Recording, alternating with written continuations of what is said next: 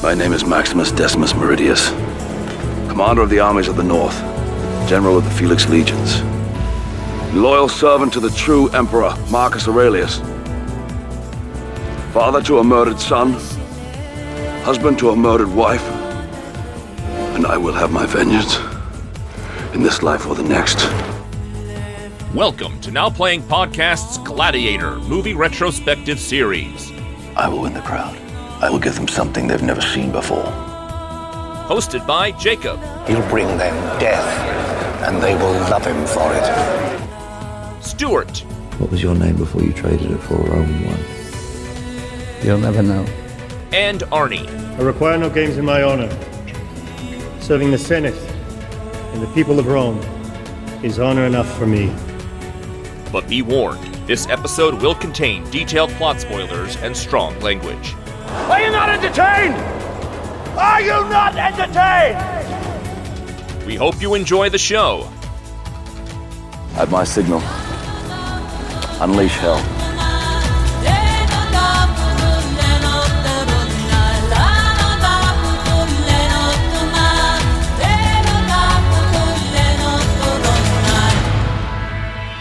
Today we're discussing Gladiator, starring Russell Crowe, Joaquin Phoenix, Connie Nielsen, Oliver Reed, Derek Jacobi, Djimon Honsou, and Richard Harris, directed by Ridley Scott. This is Arnie, co-host of Now Playing, and let us talk together now, very simply, as podcasters. This is Stuart. And this is the co-host with a great name, Jacob. It's great spelling. It's with a K, it's got a real oomph to it. Yes. Unlike those weak Jacobs with all the C's. It's true. K is much more mightier than the C. So welcome, Now Playing listeners, to our Gladiator retrospective series. There's been talk of Gladiator 2 forever. Truthfully, I never put much stock in it. I never thought they'd make a sequel to this film. I obviously was wrong. It's coming out this Friday and we'll be reviewing it next Tuesday. But Gladiator feels so long ago. I mean, we're talking 24 and a half years ago. Quarter of a century. I remember liking this film, but I can't say I've given it much thought. I'm not one of those guys who sits around thinking of the Roman Empire a lot. I know that that's a thing for guys to do, but I don't think of the Roman Empire, and I don't think of Russell Crowe's Gladiator much. You know what? I do think we're like just a generation too young for this swords and sandals stuff, because my dad loved 300. When this movie came out, loved it. Saw it multiple times in theaters. He's like, you have to see this movie. It's so great. I saw it in theaters and then I forgot about it till it was nominated for a bunch of Oscars. And I'm like, oh, really? That film? Okay, whatever. It was just a swords and sandals film to me. Like, it was not memorable. Yeah, I want to underline that. When we grew up, it was all space aliens, right? There were no Westerns, there were no Disney animated films, and there was no swords and sandals, gladiator kind of movies.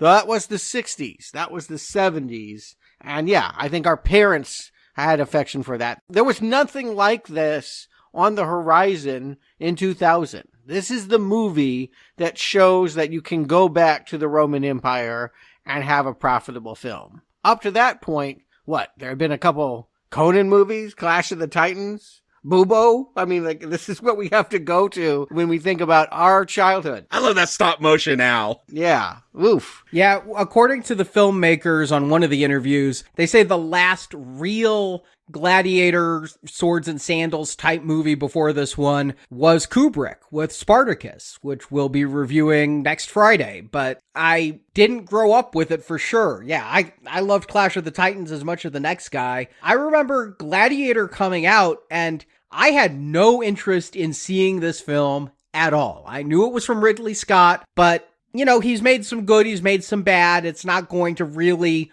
sway me to see every Ridley Scott film. Russell Crowe, yeah, I'd seen LA Confidential in theaters and fine, whatever. I'd seen Virtuosity. The thing that got me to see this movie is, strangely, my wife Marjorie is huge on historical epics, and she really wanted to go see this. And I'm like, really? You want to go see a Gladiator movie? All right, we'll go see a Gladiator movie. She should have been on this retrospective.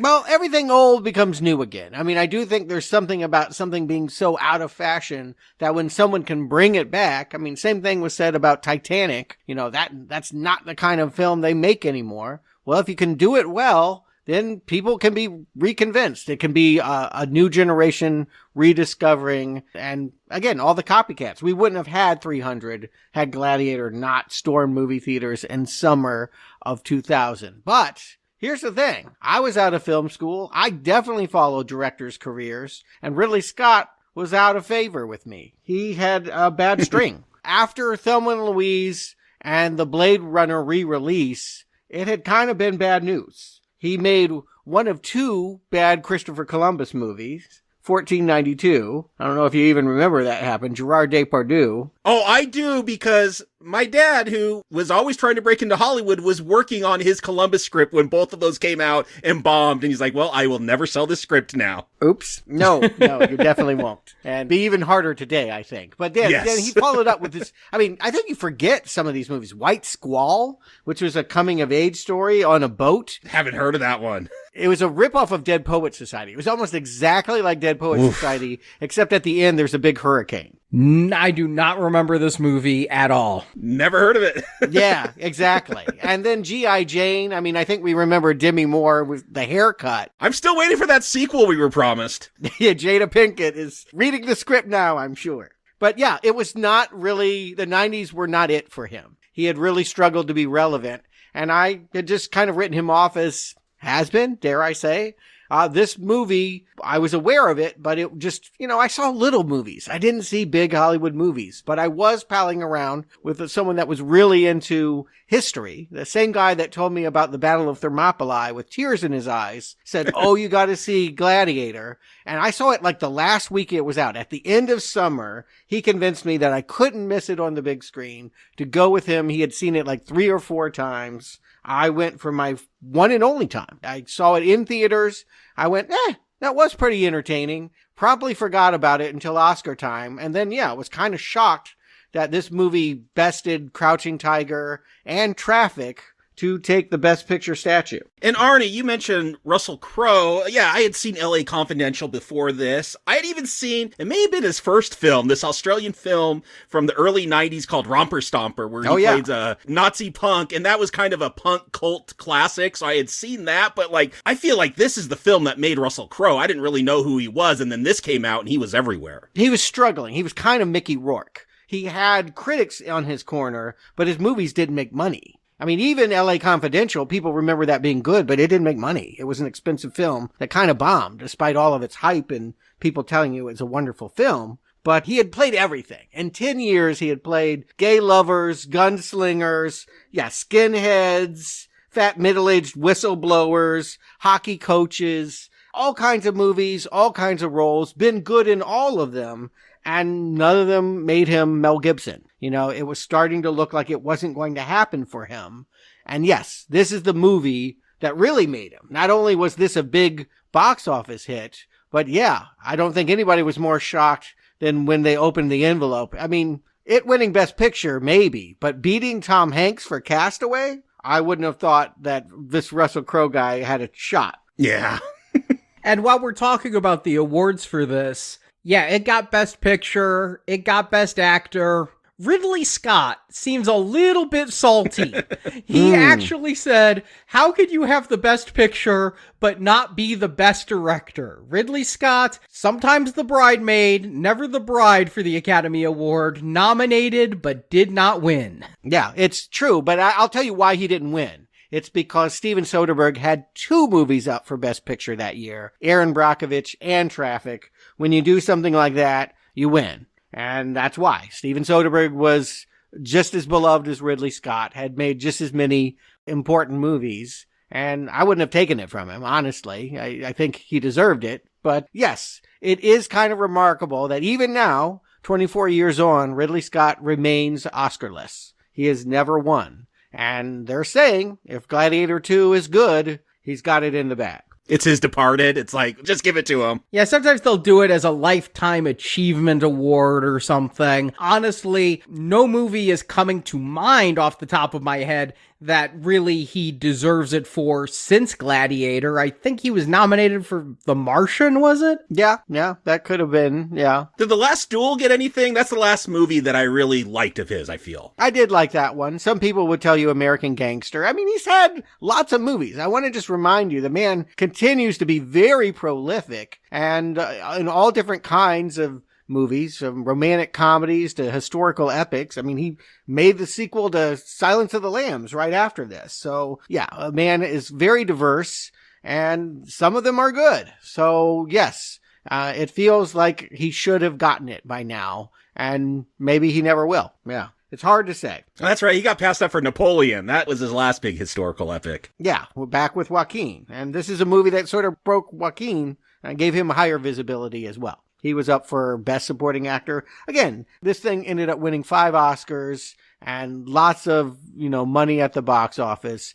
I think it helped the fact that there was just nothing like it. We hadn't seen a Gladiator film in, 30, 40 years that measured up to this. So sometimes the novelty of it really gives you the edge. But my memory was that I liked this film, but I didn't understand why it was being called great. It felt like an entertaining B movie, but was it truly epic? I'm curious to come back to it. I can honestly say I have almost no memory of anything that I saw in this movie. And so it's almost like seeing it for the very first time. I mean, all I remember is there's a lot of hand gliding through wheat. That's my main memory of this film. And then some tigers are in a gladiator fight at one point. Yes, you say tiger and I definitely have that image in my head. Yep. What's funny is I hadn't seen this since 2001, but I remembered a lot about this movie. Again, I watched it several times. I mean, Marjorie dragged me to the movie. Watched it once.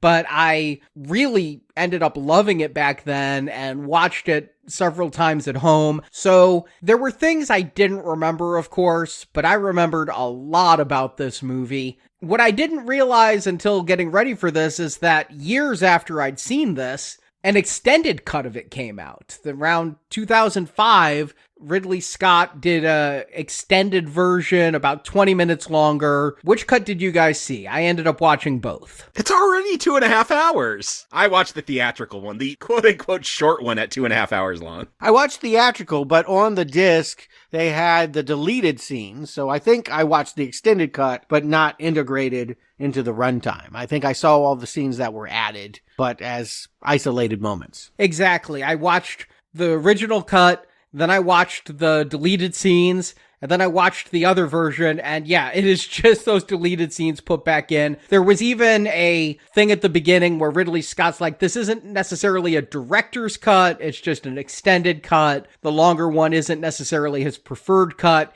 It's not like there's extra subplots or extra characters or anything. It's just extended moments. It's just additional scenes. I knew there was an extended cut, so I was watching this. I'm like, is there any questions I have that they must have had to cut out just to get the runtime down? I didn't feel that. And then there was a commentary on the one I had with Ridley Scott and the DP and the editor. And they would mention, they're like, oh yeah, and then we filmed this scene that would go here. So I'm like, oh, I feel like I'm getting all those cut scenes as they describe him and are telling me where they'd go. Because yeah, I watched this. I'm like, I don't feel like I need any more. I thought the only scene that mattered at all, and you didn't need to add it, but it had something to it, was the fact that you saw a family being thrown to lions. There was one other scene in a gladiator pit in which you just saw that non-warriors, just whoever, could be tossed out for entertainment. That it was, people were there to watch people die. It was a snuff party. And of course, one of the people being killed was a small little boy that looked a whole lot like Russell Crowe's kid.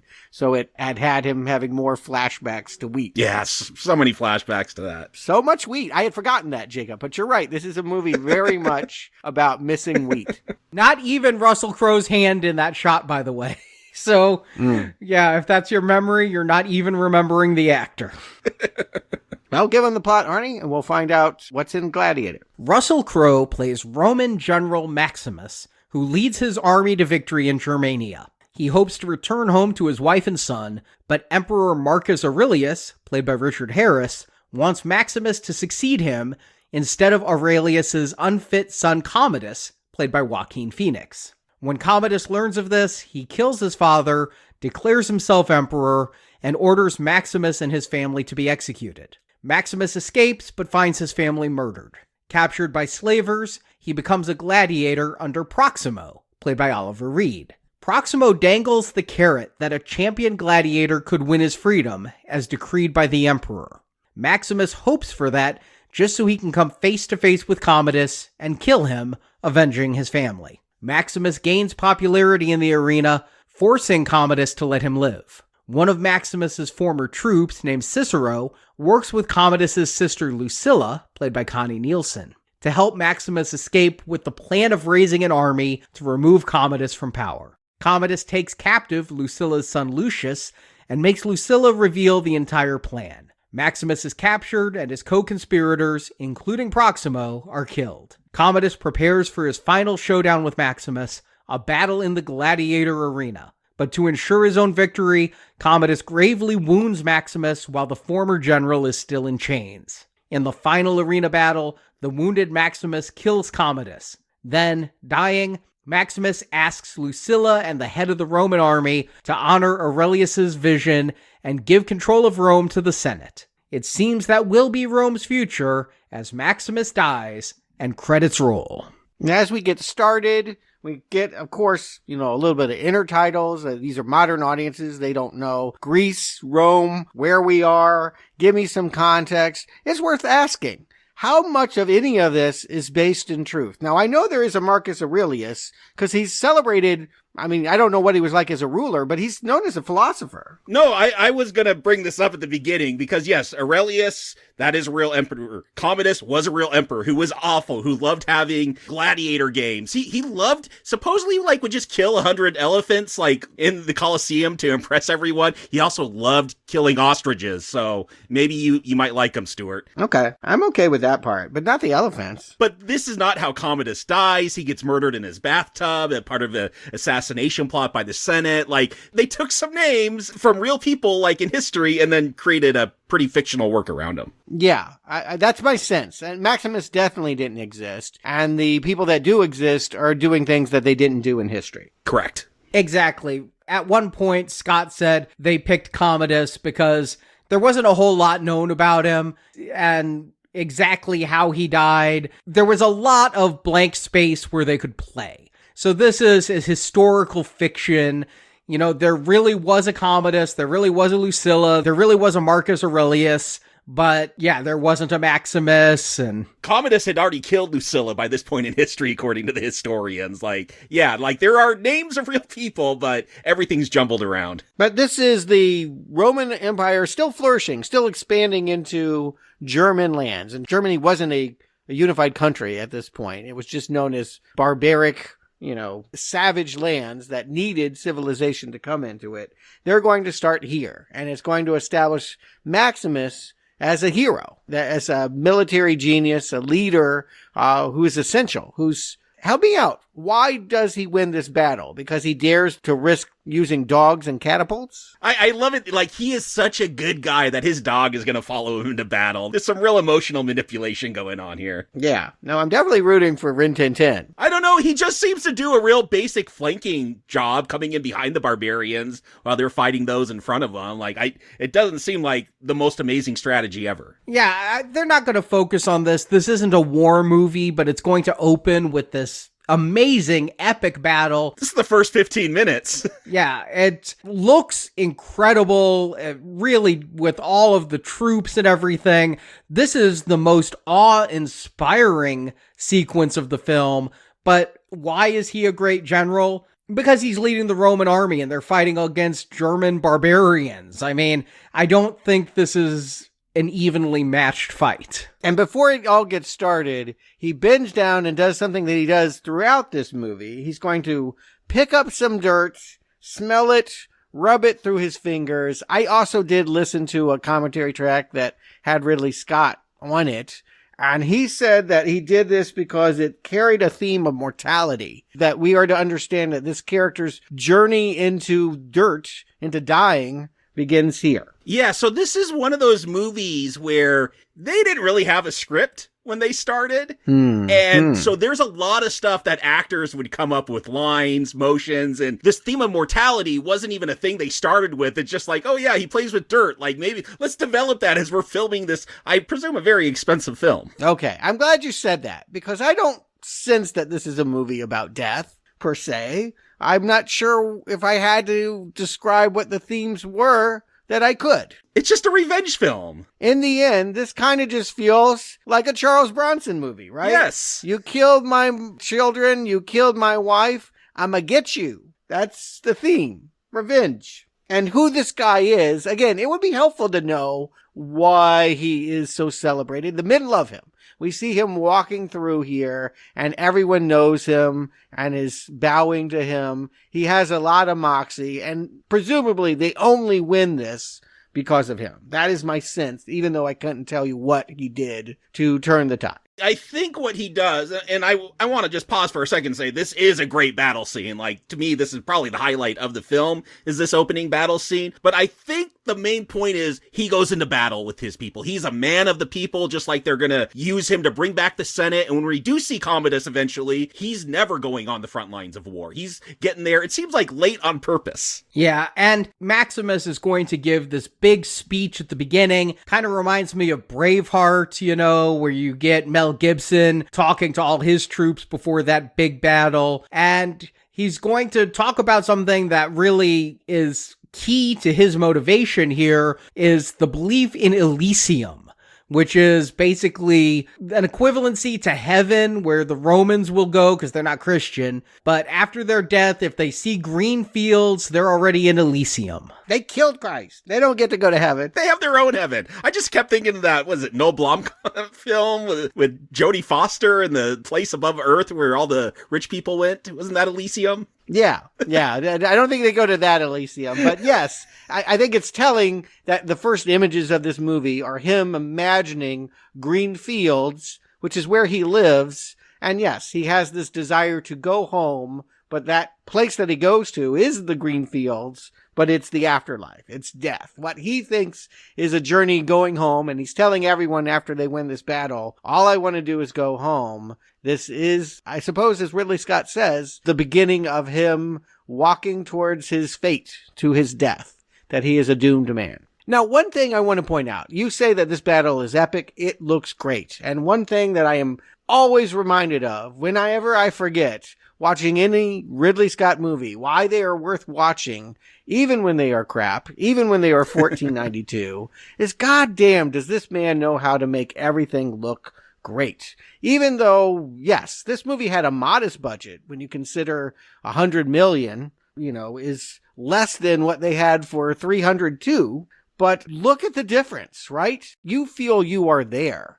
You feel the tactile, dirt in your fingers, gritty realism. Those barbarians are so dirty, and I feel it. I can smell them. Yes. And I'm dirty too. I'm right there in the mud with them. He has a way of transporting you into the battle. And I think that that is all the difference in the world, that we're not watching green screen here. Well, there is a lot of CGI fakery in this film. But they built it. Yeah, like these catapults they actually built. Now, those fiery projectiles are obviously CGI. They don't want to set real people on fire, but they built all this huge equipment, these tents with all these statues. This is not a green screen like 300. They built the Colosseum, they just expanded it with visual effects. And Ridley Scott will tell you that in the commentary track, is that a lot of times people credit the CGI work in this movie when in fact you should be praising the art direction. It won Best Visual Effects. It did not win Production Design, which is shocking to me. Yeah, I mean, this looks amazing. Don't get me wrong. I didn't see CGI here. The fireballs are real, Jacob, but what isn't real is the people around the fireballs. There's just a lot of stuff filmed separately and then composited on top of each other. And a lot of the troops are CGI people or replicated people in the background. I mean, you got to keep in mind, this is a pre-Attack of the Clones coming out 1 year after Phantom Menace. So that the CGI is as seamless as it is and all the compositing is as seamless as it is amazing. Because watching this, I never once thought, oh, that's a fake computer shot. It wasn't until I watched some behind the scenes stuff that it went into. Virtually every shot of this movie has some sort of digital manipulation going on. Yeah, no, and I'm not denying that. I'm just saying I don't feel it. Usually when I watch special effects movies, I can be impressed with the CGI and know that I'm looking at CGI. They're not in a green box in this. They're outside. You will forget it. Yeah, it will feel like you were there. You feel like the actors are on location, because they are. It's just enhancement as opposed to being on a soundstage, and it makes a lot of difference.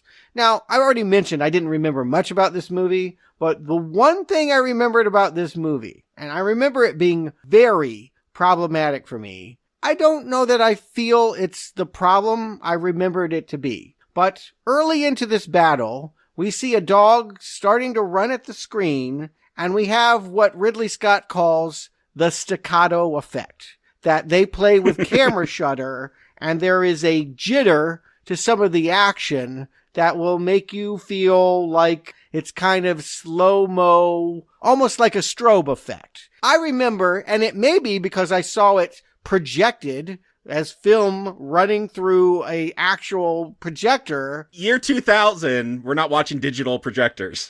Yeah, it had a look that was very distracting. And now that I'm watching it in a digital artifact form, where the frame rate is not the same, I don't know that I'm having the take me out of it sense that I did back in 2000. What do you guys think of staccato effect? It really stuck out, like you said, when I watched that. I felt like that was like one of the big takeaways, whatever that effect is. Like, they really played that up in trailers. I'm sure I missed it a few times. I rarely noticed it watching it on my TV. Right. I had to remind myself that some of these scenes, like when the tigers came, I remember feeling like it was ruined. That was the big one. It was ruined by the staccato effect. And now, for whatever reason, it didn't bother me at all. Hated it then, hate it now. I really do. We talked about this when we reviewed Hannibal. It's more pronounced there. It's bigger. It's the exact same shit. It feels really pronounced in that movie. And here, I think you could miss it. And I think that's in part because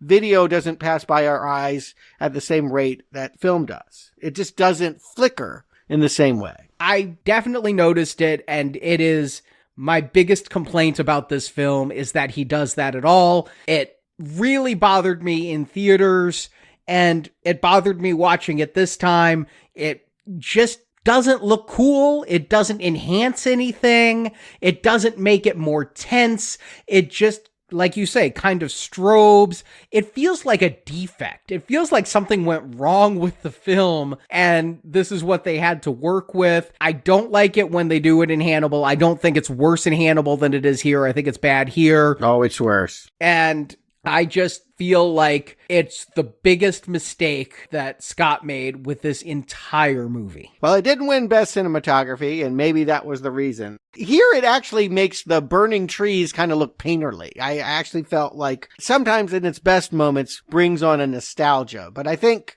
it also might help cover up the CGI-ness of like some of the animal attack stuff and all of that. I don't know. But for whatever reason, I would have said that it was something that left a bad taste in my mouth. And here is a non-issue for me. I feel like this opening battle is strong, and all of the battles in this movie are strong. I love this opening battle, don't get me wrong, but yeah, anytime he goes to that gimmicky effect, it rankles me in an extreme way. I have a very highly negative reaction to that. Okay. Well, back to the plot. Commodus, I keep wanting to call him Commodus because he is a little shit, like it's Joaquin Phoenix. I remember just not liking him, and I almost blamed the actor, but I guess he is doing a good job. I mean, that is his job, is to irritate.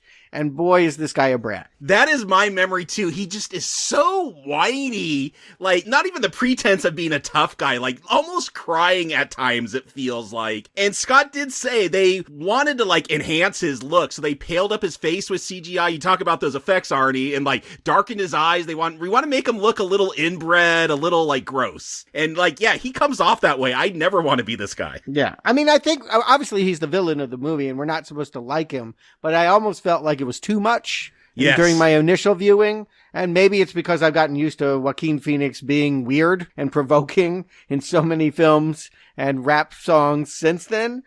I guess I get it. Like here is this privileged little guy who just thinks that he's going to be emperor. My dad's emperor. I'm going to be emperor. Nothing stands in my way. And so I don't have to fight. I don't have to be at the battle. That he's rolling in late and being like, did I miss the battle? And people are like, no, you missed the war. I just think it's kind of funny. But one of the funniest things that I heard Scott say was you were supposed to really sympathize with Commodus and find him a complex character and like, oh, he really loves this child though. And I never feel like there's complexity to him. I just find him annoying most of the time. But I know why he says that, because he almost shot for shot recreates the Roy Batty moment from Blade Runner. We have this issue. So yes, Maximus is like, okay, I won that fight. He goes and sees his emperor and is like, can I go home now? And yeah, Marcus Aurelius is like, sure, after I make you emperor and you fix everything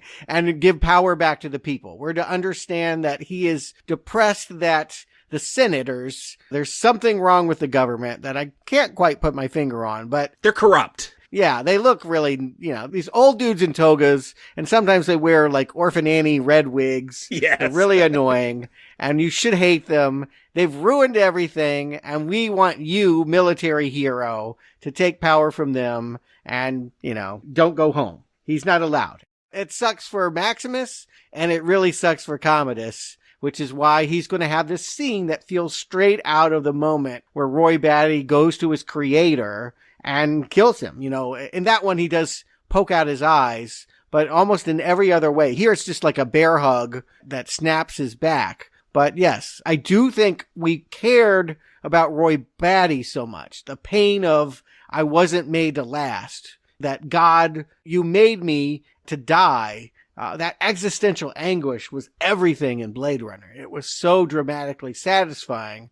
And here, yeah, you're asking me to care for this brat. I'm supposed to be sad that he doesn't get to be the one in power. Yeah, I guess it hurts to know that dad doesn't love you, but I don't think he's justified in what he does. No, I really like Joaquin Phoenix in this movie. I think he walks a very fine line of being petulant and being snotty and being entitled and being evil, but also being somewhat relatable. Like, what he does, you understand why he does it. And I almost blame Marcus Aurelius for this, because he goes to Maximus and is like, I want you to be emperor instead of my son. And then before announcing it or anything, he goes to his son and is like, yeah, you're not a good guy. And I wrote you a letter a while back saying what it would take to be emperor, and you're none of that, so I'm not going to make you emperor. And he even tells Maximus, like, you're the son I should have had. So I get why Commodus would be hurt.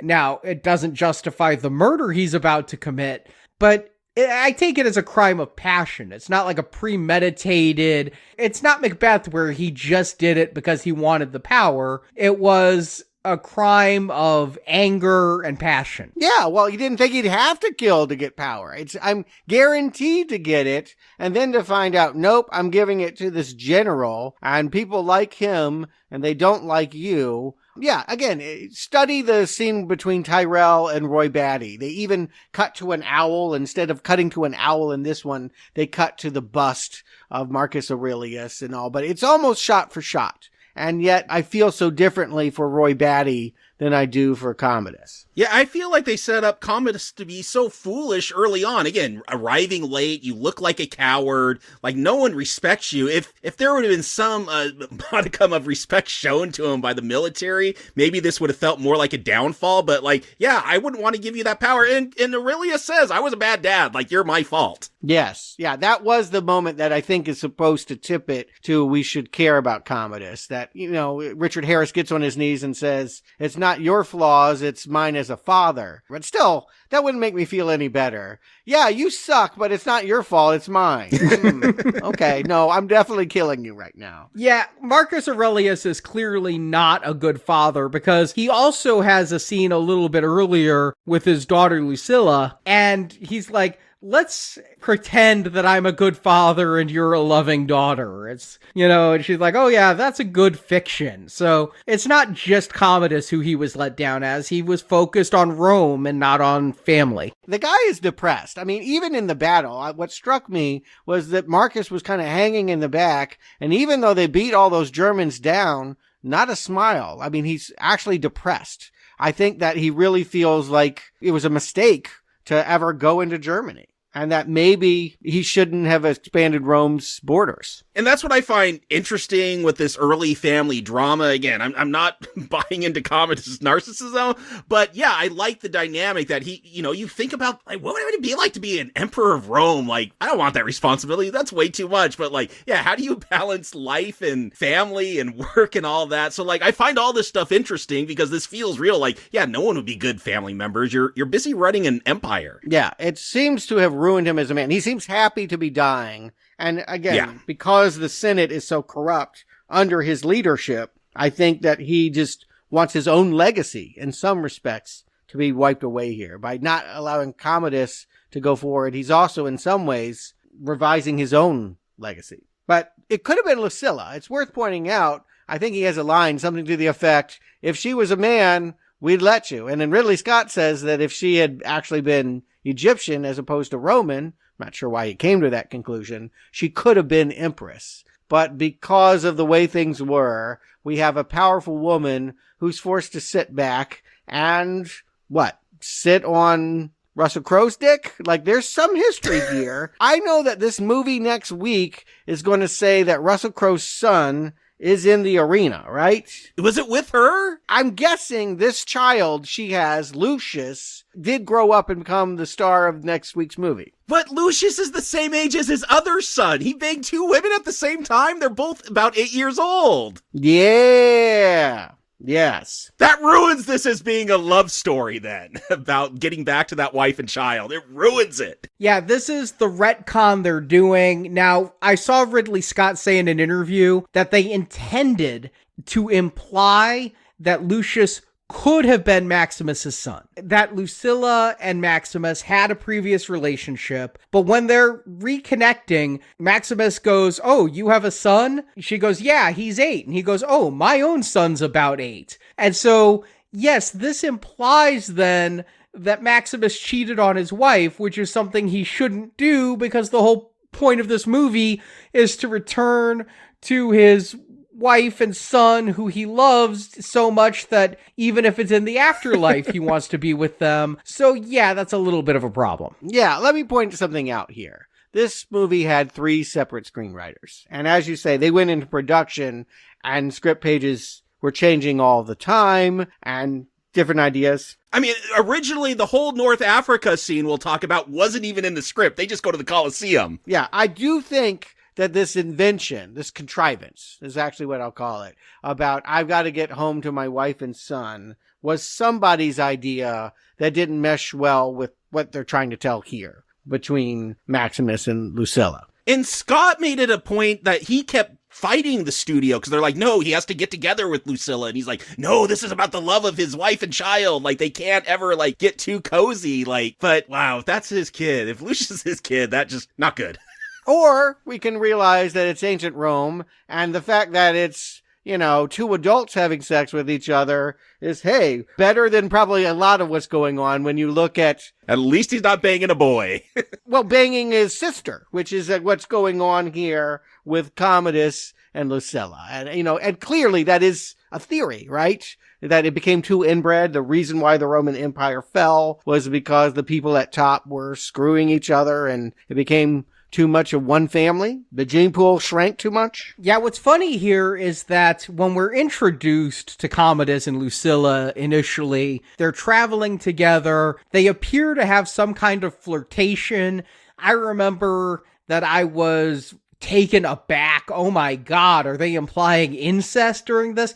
Now, since that I've watched Game of Thrones, and this is tame as fuck compared to Game of Thrones, but... Yeah, I mean, incest was a thing. And again, that it was not taboo in the ways that we are. Yeah, it was with the Egyptians. It wasn't just the Romans. Like, a lot of royalty did that. Right. And part of the reason why it's taboo is because of things like the Roman Empire. We saw what happens when you don't check this. And so, yes, I think it just helps to make Commodus more evil. They also play up his hair lip a lot. I feel like he's always lit in some ways to enhance that as a disfigurement to his face. He is very much this, I don't know, it's not complicated. I disagree with the idea that we're supposed to have complicated feelings about Commodus. He is a mustache twirling villain. It is very cut and dry, and I wish he did have a little bit more. I wish I could have more empathy for him. The only scene that allows us that is the one in which his dad, denies him his birthright. And understand, I'm not saying I'm ever rooting for Commodus. He's definitely the villain, but I prefer a villain where I go, yeah, I can see why he's doing that. He's an evil son of a bitch, but what he's doing is at least logical. He wants power, and his dad's not going to give it to him, and so he can suffocate his dad, and the Senate is corrupt, so the fact that he wants to take power away from them once he has it, also understandable. But yes, the fact that he killed his father, and everybody knows it, and then that he would go and have Maximus executed, who I don't think would have done anything, right? Help me out. He walks away. He was going to go home, but I don't think he would have reported this, right? He wasn't going to raise an army at this point to have a rebellion. No. Yeah, he just wants to see his wife and kid on the farm. Right. If they had just let this guy go home, then this evil man could have sat on the throne, no problem. I'm not sure because of the way Russell Crowe plays that scene when he comes in and finds out Marcus Aurelius is dead, and immediately Commodus is like, swear fealty to me. I'm offering you my hand. I won't offer it again. The way Crowe plays it, it tells me, I know you murdered him, and I'm going to get you, you son of a bitch. Of course. No, it doesn't say the last part. It says, I know you murdered him, and I'm going to go home. I turn my back on you. I'm not going to serve you, which is very different from, I will have my vengeance in this life or the next. He brings this on himself by sending this guy out to the forest of skeletons to be executed. I think Maximus is an honorable man who was going to do something. I think that Commodus is right to have him executed if the goal is to get away with it. I don't know. You don't let him know the execution's coming. Let him go home, farm for a few days, make love to his wife, get tired, and then you just get the whole family. Mm-hmm.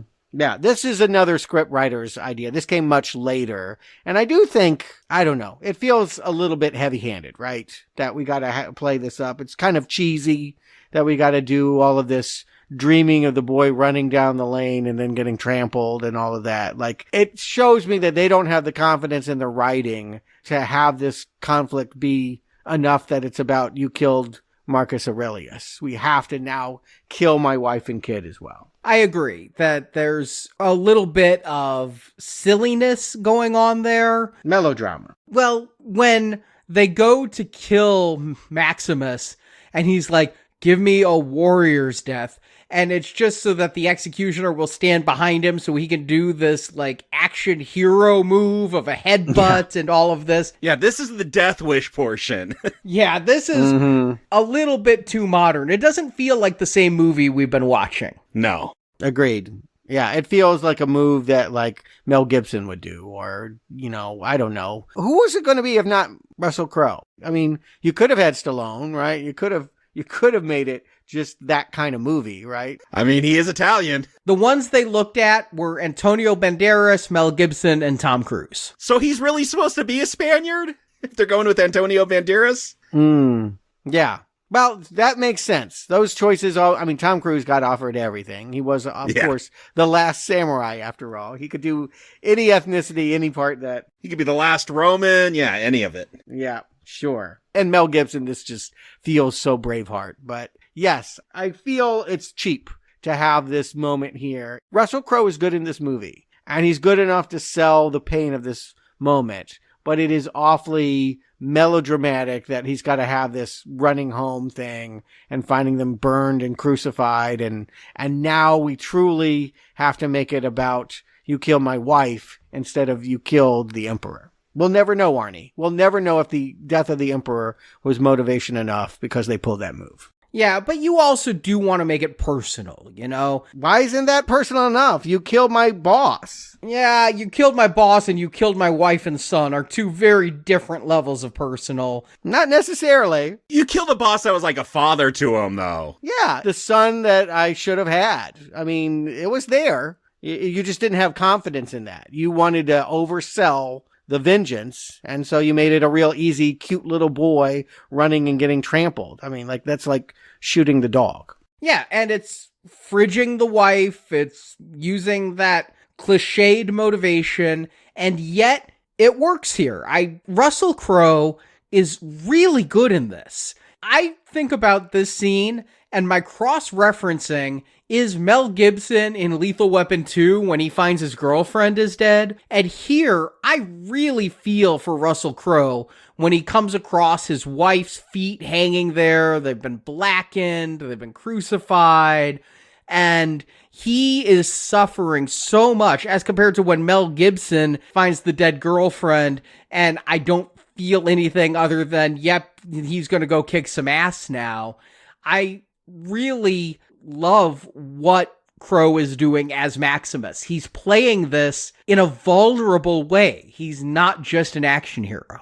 Yeah, but Mel Gibson does that too. And I get what you're saying, Arnie. This makes it personal, but it also makes it feel like it's just a revenge story to me, which is fun. Like, I'm not slamming revenge stories, but to have this be about, like, you know, an empire and carrying this adopted father's legacy and his wishes and ideas of senates and power, like, to me, that seems more grand. And now you're making it, like we've said, Death Wish, which is just smaller. Yeah, I mean, in some ways, even though it's fictionalized, it's about the fall of the Roman Empire. Why does it collapse? And this next act is going to sort of make the case that it was the bloodthirstiness of this emperor, Commodus, saying that we will have bread and circuses, that we will build a coliseum and have people entertained by blood sport while I kill people for real. That's the implication. And what I gather from bits and pieces of dialogue throughout, they had games before. They did the Gladiator thing, and Aurelius put a stop to that because I guess he's the benevolent philosopher king and and freed the slave gladiators as well. And yeah, now Commodus is bringing all that back. And he didn't ban it in the entire empire. He only banned it in the capital because we're going to see there was a lot of gladiator battles going on around other parts of Rome. Right. And you're talking about in this movie, historically speaking, they were never stopped by Marcus Aurelius. Yeah. This is just a contrivance or just some way of talking about why things are bad and how Maximus might be able to fix it. He is crestfallen, finding his dead wife and child, no purpose to live, and falls into a time-lapse dream state. When he wakes up, he's in Africa, and finding out that he's being sold as a slave to a guy who used to be a gladiator and now wants to make money off people fighting in pits. Yeah, we were introduced to two major characters here. First, while he's being transported, Maximus is being comforted by Djimon Honsou here, who plays Juba, who's another slave being traded, and they are both sold to Proximo, where his introduction I thought was funny because you get the slave trader trying to sell Proximo some slaves, and Proximo's like, you sold me queer giraffes. I want my money back because the giraffes are gay, and so we're going to make a deal for cheap slaves because I'm mad about the giraffes. I don't think they meant it queer in the modern sense. I think they were just weird. No, he says they won't mate. They wouldn't mate. Yeah. So he assumed they were queer. Oh, okay. I guess it is in the modern sense. That's how I took it, at least. Yeah, he definitely pays. I mean, they make the joke that he pays more for the beast than he does for the men. And yes, there's a lot of dark humor here as we see him, not expecting a lot out of this investment. It's, a surprise to him as it is to everyone that Maximus ends up being a star. And Proximo himself was a former gladiator. I'm not sure that Oliver Reed looks that tough. I kind of think I might be able to give Oliver Reed a go, but he was supposedly a gladiator who was so good that Marcus Aurelius himself gave him his freedom. Well, I mean, you're seeing him at the end of his career. I mean, literally Oliver Reed's last movie, he dies before finished filming, and they actually have to CGI composite his head onto a body to finish the shot. Okay, that's why he doesn't do anything with that wood sword at the end, which I thought he was going to use as a weapon. Oh no, the entire ending of this movie was supposed to be Oliver Reed standing over Maximus's grave and laying the wooden sword upon Maximus's grave, but Oliver Reed had a heart attack in filming, and so they killed Proximo when they were never intending to kill Proximo, and gave Djimon Honsou the scene above Maximus's grave instead of Proximo. Figurines. So yes, that wooden sword that gets set up, it would have come back. Yeah. I do like Djimon Honsou in this. I mean, I think if the wife and kid were a little bit melodramatic, I do like the contrast of here's someone whose wife and kid is still alive, but he doesn't believe he'll be able to live to see that. He doesn't think he'll find his freedom. He won't be able to escape this fate. And it's kind of a nice twist that at the end of the movie, he's the one that does go free and gets to go home. He bonds over Maximus for that reason, because he has a wife and child waiting for him, whereas Maximus has no reason to live. His wife and child are already waiting in the afterlife. They're in Elysium. Should he just go ahead and die? We see in these early fights, Maximus doesn't even want to pick up the sword. It looks like he's going to play pacifist and be slaughtered. It's Djimon Honsou's Juba that tells him, you have to fight. Yeah, and again, I think Crowe is good here because he is becoming an inactive character forced through these scenes, but yet I feel his pain. I am with his character. This whole movie is going to center on Maximus, and I am just with him.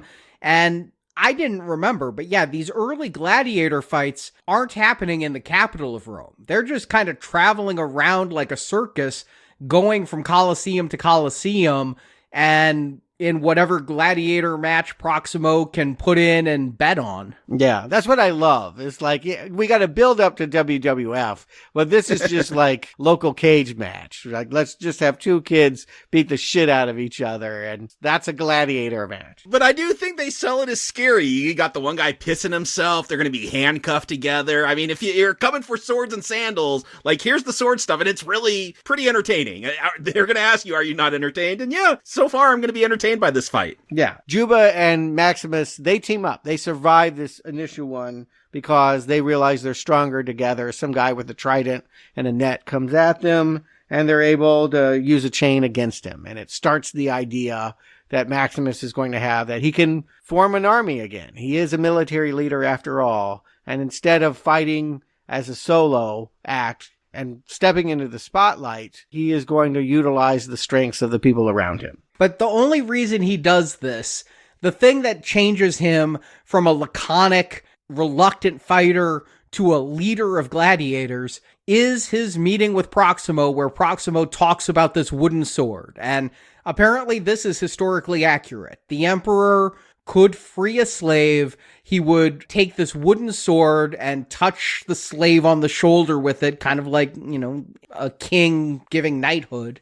And that frees the slave. And so Proximo, talking about how he briefly met Marcus Aurelius, is what gives Maximus the thought of, oh, I can get close to that motherfucker Commodus and kill him. So really, his whole mission here is to become a superstar, to get close to Commodus and murder him. And you get this second fight where he kind of just mows everyone down.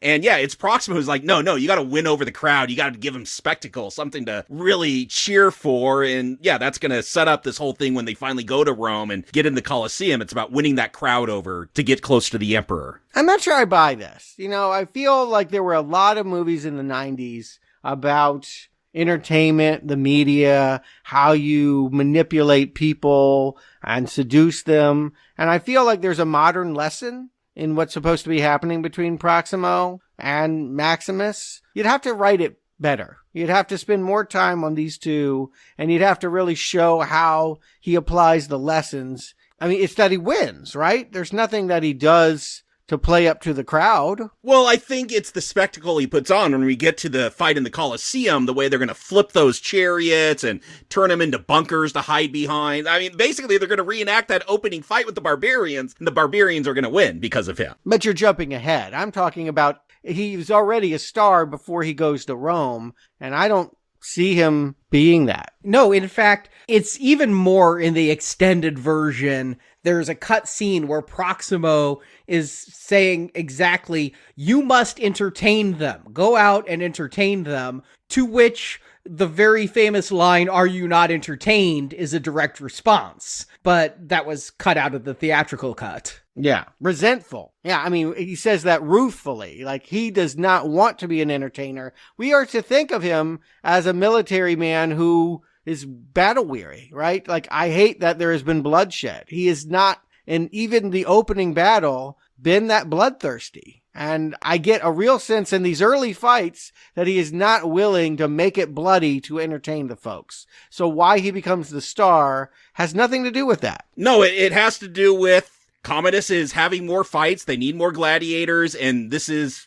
how he sees getting revenge, and that feels like the real motivation. Yeah, if he just stayed in North Africa fighting these little gladiator fights, I don't think he would have got as into it as he ends up doing, because he knows it was his way to the Emperor. Yeah, he wants to kill Commodus really bad, but he doesn't want to kill these people. No, these are means to an end, and it's also survival. But yes, I agree. He doesn't play up to the crowd. When he screams, are you not entertained? He's confronting the crowd. He's saying, how dare you? Exactly. So I also think he's just a crowd favorite because he's efficient and he wins. You know, they like to cheer on a champion. And so that's what makes him the favorite. But yeah, it's in spite of everything that happens, he becomes the favorite. Nobody's setting him up for that. He's not even setting himself up for it. What also may be helping is that he has an air of mystery about him. Nobody knows his name is Maximus. They just call him the Spaniard, and he wears a helmet that hides his face during a lot of combat. That you can get as a popcorn bucket next week. Of course. At any rate, yes, it's worth pointing out that we've cut back to Rome. We've seen Commodus become emperor, and he believes the way to rule is to, I think he says it's like 150 days of Colosseum. Like, there's just blood sport every day. And so that's the invitation Proximo gets. Come to Rome, bring your slaves, and make your fortune. Yeah, and there's a couple of cut scenes about this one where it's going to be discovered that Commodus is paying for this by selling out all the grain reserves. He's undermining his own empire in order to do this, but he just wants to be popular. It's a popularity contest. He's the new emperor. He wants the people to love him. So he's brought gladiators back to the capital and doesn't realize, but his enemy Maximus is going to become the most popular gladiator in the entire ring. And as we go to Rome, I think chronologically we got it a few scenes earlier, but I just love these wide, massive shots of the Roman Empire. You know, it pans up the Colosseum. You'll just get them from above. Like, it looks like a lot of cold blue filters on that CGI that makes it feel like a little fake, but it's still impressive to see these massive shots of Rome in the Colosseum. Absolutely. Again, Ridley Scott, I always never forget what he can do visually. I love the way that it cuts. Commodus is starting to build that. We see it as a model, and he puts a little figurine down in the Colosseum, and then cut, we're watching from the heavens at the real constructed thing. It's a thing of beauty. Yeah, it's a wonderful moment. And I never question the reality of what I'm seeing. I am transported into ancient Rome with these visuals. Yeah, everything's a little bit yellow, I think, to emphasize the sand and the weather type. But the fact that, as you say, there's so much set extension going on, there's so many fake people in the Colosseums and things, I never feel any of it. It just feels like there's a million people, a million extras being filmed here, and that they really built the whole thing.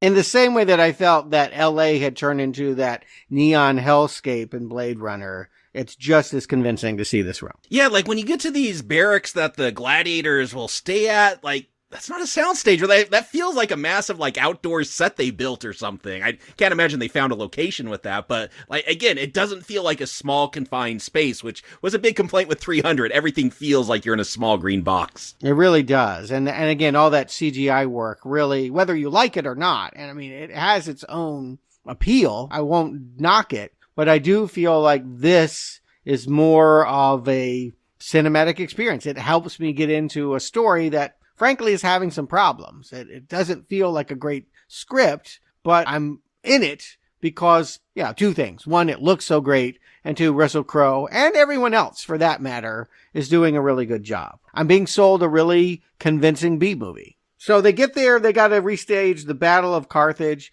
I don't know what that is, but I know that they're playing the losing team because nobody in Proximo's camp is happy about this. Well, it's that opening scene we saw. They're the barbarians now. That wasn't the Battle of Carthage at the beginning. That was a different historical battle that is actually real. Yeah, barbarian invasions. Yeah, but they're going to call them barbarians. They're going to say, I don't remember the barbarians winning the battle. Like, it really feels like they're trying to tie this into that opening battle. Not only that, but there's this big, like, Arnold Schwarzenegger dude that's among them. Ralph Moeller, I believe is his name. And he is German. And he has this one scene that's really incredible where I think just dramatically it's really nice that, you know, once they're asking about Maximus, like, you were a military leader, you led Roman incursions, huh? Again, that's acknowledging that, yeah, I went into your lands and killed your people. And Juba, I enslaved you. I am your oppressor. They still love him for it, I think is remarkable. But it's a complicated moment. Yeah, I like this guy who you're talking about. Hagen is the character's name. This big, muscular guy. This guy in real life is a bodybuilder who hangs out with Arnold. Like, they are both from that area of Europe, you know, Austrian and German. Yeah, the Germanic, Teutonic, yeah. Yeah, and he's doubled for Arnold in some films and things. He even played Conan in a TV series, whereas Arnold was Conan in the movie. But I think this guy has a pretty decent delivery. I really like the scene. I can't remember if this was only in the extended cut, where he's talking to another slave who has no desire to fight. He says he's a man of words, and Hagen is like, well, I can kill everyone, and the only way to survive is by killing everyone.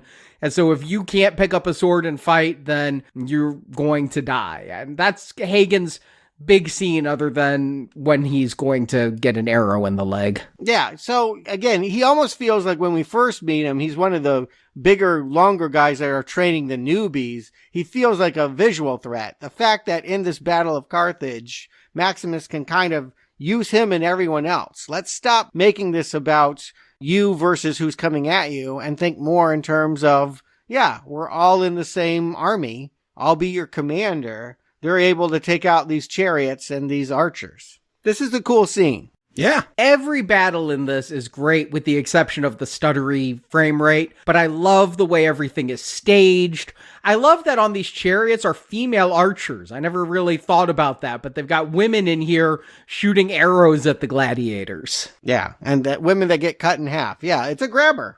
These scenes and maybe it's ironic. We're supposed to be horrified that people are being entertained by this violence, but the best scenes in the movie are in the Colosseum. The violence.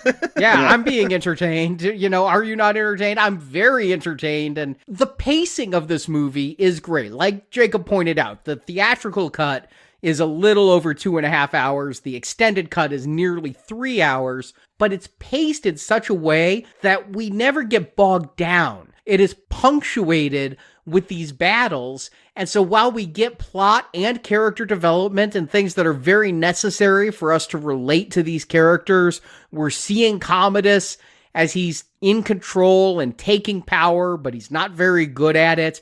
We see the senators and they're talking behind Commodus's back and trying to still hold on to the Senate that Commodus is going to dissolve.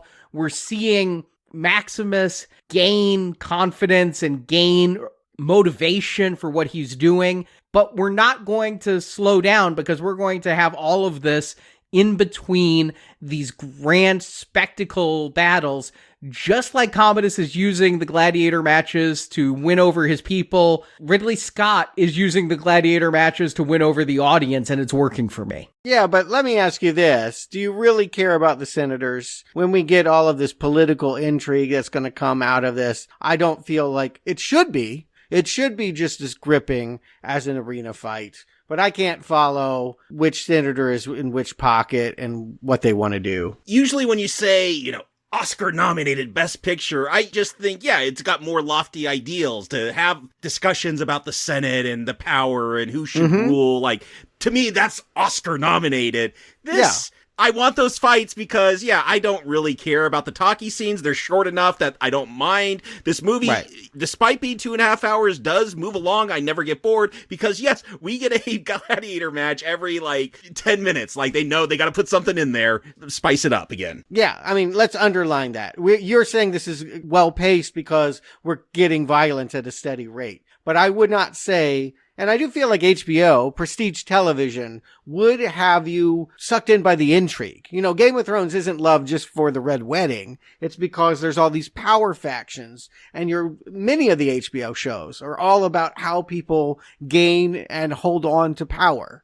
And that in of itself can be very educational and stimulating. Here, again, I can't track it. All these guys, these old guys, the one in the Orphan Annie wig and all of that, what they're doing. I love that announcer. Yeah, I mean, it's funny. There's a Senator Graucus who finally gets named very late, but I've seen him appear throughout this film. I don't know what he's supposed to be doing. Yeah, we will find out that he is the one that Lucilla is behind. But all of this comes out of the fact that Commodus wants to know who this hero is. The Battle of Carthage goes their way, and in order to, show that he's still the boss, let me go talk to my employee, this man everyone's cheering for, and let everyone know this is my show and not his. This is where the helmet comes off, right? I figured this would be something you'd save until the very end.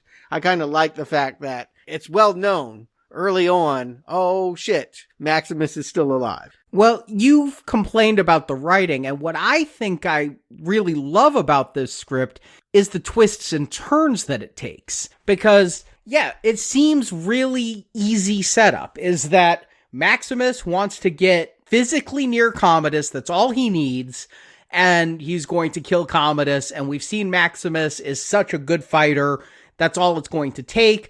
Commodus is coming out, Maximus kneels and grabs an arrow. He's just going to need one arrowhead. That's all it's going to take is an arrowhead and a fist, and he's going to kill Commodus. And that's what we've been told the movie is going to.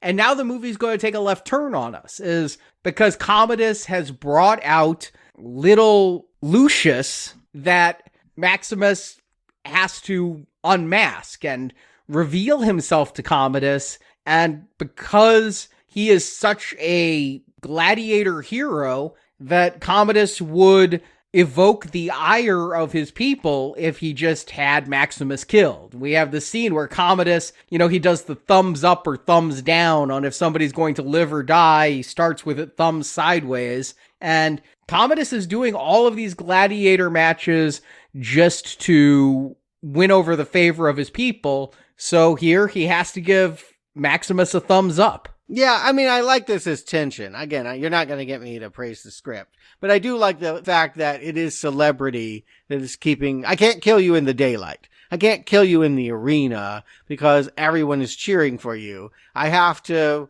Well, the plan is... I'll go back and find another season. Who was the star 5 years ago? Tigress. Give me this Tigress guy. He's still pretty fit. Put him on a chariot, give him a tiger helmet, and give him 3 tigers, and we'll take care of this Maximus problem. This is the scene that I think looks absolutely worst with the stuttery, is everything with the tigers. It's the one I remember. It doesn't look that bad for being the worst, is what I would argue. I mean, yes, it's obvious sometimes the tigers aren't in the same shot. It would be hard to film this, right? They used real tigers, even though there's some CGI overlay, of course. Yes. Sometimes the actors are not in the same shot with the tiger. Yeah, I remember a lot of complaints when this movie came out. People are saying, oh, CGI tigers, CGI tigers. No, these are real tigers. They're just not in the same physical location. They're just, cut and pasted tigers. And I think what makes them look like CGI tigers is the shutter rate that they're doing. The weird flickery thing makes them look fake and undercuts so much of the excitement of this movie. And yet, Arnie, I'm guessing they did that in part to disguise the fact it's a composite shot. If we let it just be, then you'll notice that he's not in the shot with the tiger. We have to fiddle with it. It's not ruinous, and it's a pretty good scene, and it doesn't work. Commodus is left sneering. Yes, Tigress is, not even dead. He's down, and Maximus is supposed to kill him, but then he earns the nickname Maximus the Merciful, because he's just not going to do what Commodus tells him. If Commodus does thumbs down, he's going to let him live. It's a battle of wills. I'm more popular than you. Yeah, that's what I love. It's this emperor who craves so much to be loved. Joaquin Phoenix is going to give so many speeches about love. He's doing this out of love. And yet it's Maximus always stealing that adoration away from him, from the crowd, like winning them over. And that is, for me, the fun of this revenge story is like, that's what Commodus really wants, is that admiration, and he's not going to get it. And not just from the people, but from his own father. His own father preferred Maximus. Yes. It started with that. The people preferred Maximus.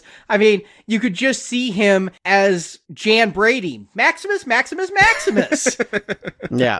Some people just are hated just for existing. We just hate you. And maybe it's not fair. Maybe there is a sympathetic Commodus story to be told, but we don't see it in this movie. No. And here he definitely tries to bait him when this all hasn't worked. Well, let me just remind you that I had your wife raped and your son burnt and crucified.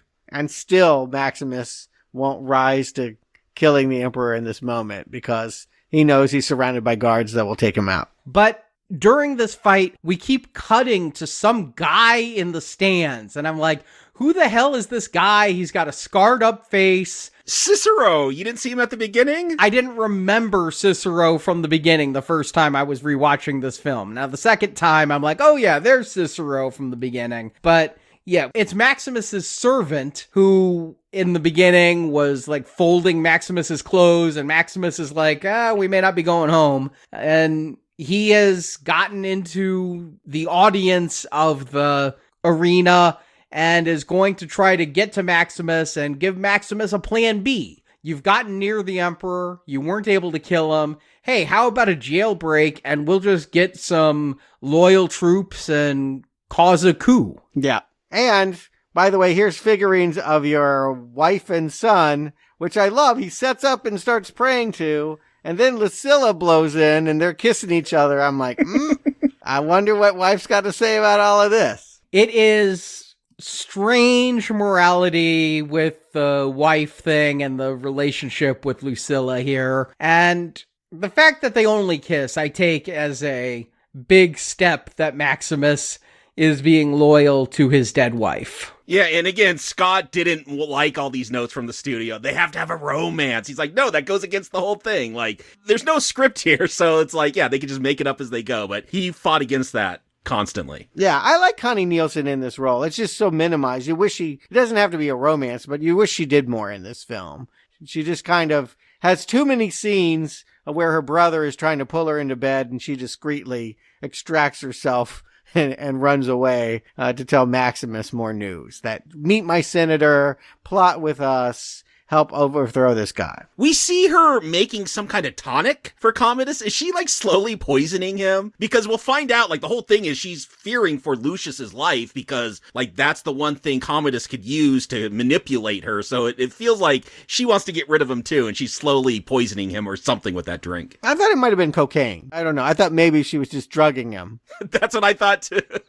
I just like, making him less aggressive. Well, you don't give cocaine for that, though. Yeah, good point. Yeah, exactly. Maybe it's some old Roman Prozac to make him not horny, something like that. I don't know. There was a weird thing where she's making him that drink and tells him to have that drink. But Connie Nielsen is good in this movie. I don't have a problem with anybody's performance. And I agree they're dragging out this Commodus Lucilla thing a little bit much but it's just about to come to a head. You know, the whole point of all of this is going to be that it's Lucilla who's the weak link. She's been going to Maximus. Maximus did not trust her in the beginning, and he's finally coming around to trusting her, but it's she who's going to get his rebellion quashed. Nah, is that fair? It's her son, if you want to know the truth. The fanboy, you know. Lucius had come to the gates and said, I'm a big fan of you, even before he knew that. I don't think he ever knows that this is his father. We don't know that this is his father for sure, although... We'll find out next week. You know what? I think it is here. I think it is here in this movie. I think you can... I sensed it. But knowing that there's a sequel and that they've got to make it Maximus's son, I know it's not the one that was burned and crucified. So, yeah, here it is. This is the thing that's logical. And he is running around pretending to be... Maximus, the savior of Rome, and he ends up blabbing to Commodus. He ends up spilling his mother's secret to the enemy. He only spills that Maximus will be the savior of Rome. We get this scene, again, Joaquin delivering an amazing performance where he has Lucius on his lap, and he's going to tell this old story, but basically what he's saying to Lucilla is, you tell me what's going on or I'm going to kill your son. No. Yeah. That son had already he leans in and says, tell me who told you that he's called that. The son said, oh yeah, mommy knows all about this. So it was this kid, I'm telling you. He already knew. No, the whole point of Joaquin's scene where he's talking to Lucilla and the tears run down Lucilla's cheek is that to get the details of Maximus's jailbreak has to come from Lucilla. Yeah, but he already knows. Yeah, but it's Lucius who spills the beans that he's being betrayed. Yeah, he already knows that there is a plot, and so now you got to tell me, how I can squash it, but I already know because of your kid.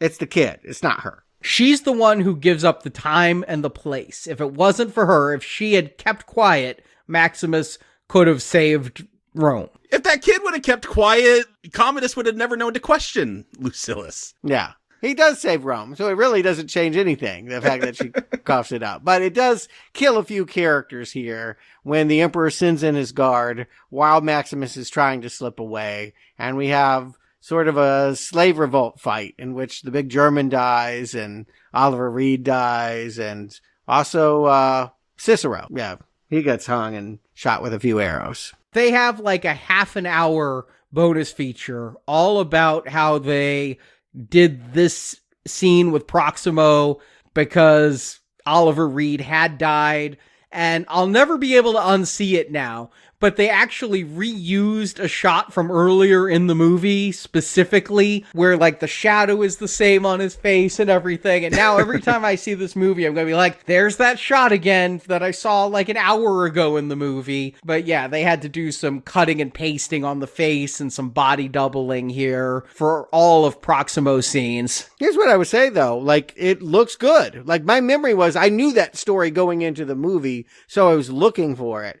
But, 24 years on, I was waiting to laugh at, like, the bad effects, like, The Sopranos had to do something similar with the mom that died, and you can really tell. Yes, that is the epitome of the worst. That is my go-to. Yes. Yeah, you can really tell what that was. Oh. That is my go-to for the worst use of this technology, because her head kept changing size. She looked like the shrunken head from Beetlejuice at some points. Yeah, it was bad, and this looks good. I didn't know about this story about the actor dying, or if I had forgotten it, but I didn't notice anything here. I would have never suspected that this guy had died and they had to do all this work to get around it. It felt pretty smooth. Yeah, when I watched the theatrical cut, I didn't know, and I didn't guess anything. It's much better here than it was even in The Crow, and I thought The Crow was pretty good about it. And when I watched the extended cut, I knew, and so I'm like, okay, there's that reused shot, but it's still really flawless. And when I saw this in theaters, if I knew that Oliver Reed died in it, I didn't remember it. It never was a factor to me. They spent a lot of money and a lot of time And again, a half an hour of bonus features about how they had to digitally shave his beard because they were taking scenes earlier where his beard was scruffy and now they had to give him the clean beard and things, but it works perfectly. I don't care to watch the bonus feature, but I do appreciate the attention to detail. It shows because it's so meticulous in its execution. Yeah, the only thing that stuck out to me, I'm like, we didn't get a payoff for that wood sword, and I guess now I know why. Well, I mean, he's at least holding the sword so you think that he's thinking about that moment when he's killed. You know, it still has some dramatic impact, but it doesn't go the way that I thought it would, which would be, either he used that sword, or as Arnie said, that he bequeathed that sword. Exactly. He kills someone with it. Yeah. But yeah, we're at the climax, more or less, that Maximus has been captured and not killed because Commodus knows I have to kill you publicly. I have to actually fight you as a gladiator and win. And the only way that can happen is if I stick you before I put you in the armor. Yeah, I do love this. Is like Maximus is like, you're gonna fight me? And Commodus is like, you think I'm afraid? And Maximus is like, I think you've always been afraid. All your life. Yeah, that's a great line. And Commodus is putting up airs like, yeah, I'm going to fight you. But then, yes, he goes in for a brotherly hug and literally stabs Maximus in the back. And we see, okay, it's like a bullfight. If you've ever seen a bullfight, those bulls are stabbed before they go out with the matadors. And that's what we've got going on here. They are? I did not know that. Yeah, it's a rigged game. Apparently, the real Commodus would fight gladiators, and not surprisingly, he always won because the other gladiator would just give up because you ain't gonna hurt him, and you don't want to die, so you just submit eventually. Oh, and you know what I found out? I watched way too many bonus features. There was like an hour about real gladiators. And it turned out most of the fights were rigged anyway, because the good gladiators you'd put a lot of money into. It was like wrestling, yeah. And so you wouldn't put two good gladiators against each other. You always put them up against people who would lose, because you wanted your champions to stay champions. So jobbers, right? Like Rocky in Rocky 3, he wouldn't take on a good opponent. Yeah, that's still true today. I mean, yes, there are people who are meant to take the fall. The Wrestler was kind of about that, right? Yeah. But yes, here Maximus is taking the fall, but even bleeding out, he's still capable of beating scrawny little Joaquin Phoenix. Who does good sword work here. I want to say there's a scene earlier of him training in sword work, and the sword fight here, the stunts that these guys were trained to do creates really dynamic battles. And apparently there were some fights they did that were like 60 consecutive sword strikes, and it's fun to watch. But yeah, I mean, Commodus, he was never the bright one, and this shows his stupidity is to think that he could survive even with a wounded Maximus. Yeah, and it's the betrayal of the military that ultimately hands it to Maximus, because they won't give him a weapon when he loses his. They turn against him as well. Why can't he just pick up the sword that he dropped because his arm's sliced? I think Maximus is between him and the sword. It's a little bit weirdly filmed because you don't see the sword, but what we don't realize is Commodus has a dagger literally up his sleeve. But yeah, there's this minor character who is the head of the army. He worked for Maximus, and when Commodus ordered Maximus to be killed, this other guy stepped up and became the new general. And he and Maximus had a couple of scenes, and there was even a deleted scene. Quintus. His name's Quintus. I don't know if it's ever said in the film. There was a deleted scene where Quintus had to swear his loyalty to Commodus and order the execution of a couple of innocent guys. And it's here at the end that Quintus finds his backbone. It's Quintus who won't give Commodus a full sword to fight the unarmed Maximus. And so Commodus just goes for the dagger in his sleeve, and not Maximus is going to use that dagger to slice his throat. Yes, in the end, what can bring us all together? We all hate Joaquin Phoenix that much. He must die. All the senators want it. This guy Quintus wants it. Of course, Maximus has wanted it this whole time. And it is very satisfying to have his own blade that he shouldn't have had be used as the thing sticking in his neck. Good sound work here, too. The gurgles. Very impactful. And then Maximus drops too. I mean, of course, I remembered that from my first watching, but I feel like the movie has telegraphed that he was going home and that meant to Elysium. He will be traveling to wife and son. There is no happy ending for him with Lucilla. I think the effect I dislike the most, like, there's that stuttering thing. It didn't really stand out to me watching it at home this time. But, like, where they have him on a dolly and have, like, the land going really fast underneath them or something, like he's floating. Mm-hmm. Time lapse, yeah. Does not look great. Yeah, it's very weird. I think it's blue screen because the body isn't moving in the same rate as the ground. It's not blue screen. Ridley Scott got very indignant when somebody said that on the commentary track. It is not. Yeah, no, he's on a dolly and yeah, they're doing some camera work. Yeah, that is live. Oh, wow. But before he falls, he does order Quintus to release his captured men and orders either Quintus or Lucilla or whoever happens to be within earshot. I don't know. Isn't Lucius now the ruler as he was Marcus Aurelius's grandson? But he's like, give Rome back to the senators. And we're supposed to think he does, but I guess we'll find out next week if he really did or not. Well, obviously, if the child is fighting in a gladiator pit, then Gracchus did not end up being the man of the people he claimed to be. Well, Gracchus returns in Gladiator 2, so we will find out. Derek Jacobi is one of the returning people. Derek Jacobi? I thought he was dead. Are you sure? I am 100% sure Derek Jacobi is alive and in the new movie. Wow. Huh. He's gotta be... This is 24 years later. He's 85 years old. Wow. He was only 60 in this? No, I mean, I can believe that, but I know who that actor is. I've seen him in other movies. I thought I had read about his death years ago. So obviously, middle-aged brain. I look forward to all of this and Denzel Washington next week, but I guess we should wrap this up first with Juba getting the final moment. And again, I like this. I thought it was, perhaps also sentimental, but it was one that didn't feel overplayed in the way that the wife and kid just felt kind of eye-rolling.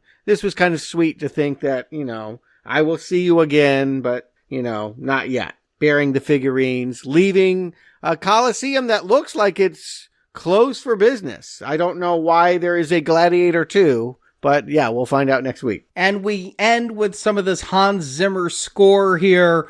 I have loved the score during this movie. I think it's just incredibly rich and layered, and the battle scenes have such a march to them, and I had forgotten the score, but it is really iconic, and I just can't say enough about this score. I've been listening to it all week since seeing the movie, and just another great aspect of this film. But did you think it was great? Jacob Stewart, do you recommend Gladiator? Jacob. Yeah, I had a lot of fun with this one. I'll probably forget about it, and maybe in 24 more years I'll watch it again. It's not one that sticks with me, obviously, but I had fun watching it because I think you said it, Stuart. It's a pretty good B action movie, which makes it confusing that it got all those award nominations, just because it's a revenge film. It's not deep. It's not that complex, but it's really engaging. And the thing, like with Ridley Scott, is I can always rely on him to give me some epic moments. Like Napoleon, I don't know if I recommend that, but like you want to see some horses get blown up with cannons and it looks really, really good, like watch Napoleon. Like that's the only reason to watch it, probably. It's amazing. But there's something about having that big epic vision and being able to bring it to the screen. I think that's why my dad liked sword and sandal movies as a kid, because those are the big films with lots of people, lots of extras. And so, yeah, I don't know. This is probably like mid-tier for Ridley Scott, but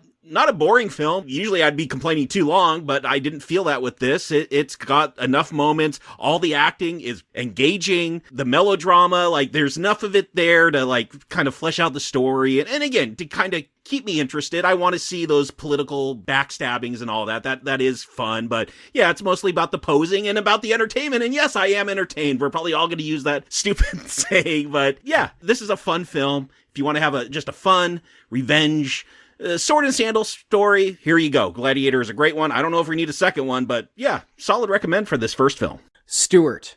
Yeah, something came into focus for me watching this movie, and that is Ridley Scott is not a good storyteller. His best movies aren't because they have great scripts. I mean, Alien is a straightforward slasher movie, and I think when you look at his great films, what he does so well in those works is he brings subtext to life. His meticulous attention to detail. He can just take, in Alien, the feminist themes, same with Thelma and Louise, or the existential dread of Blade Runner and all that cyberpunk stuff.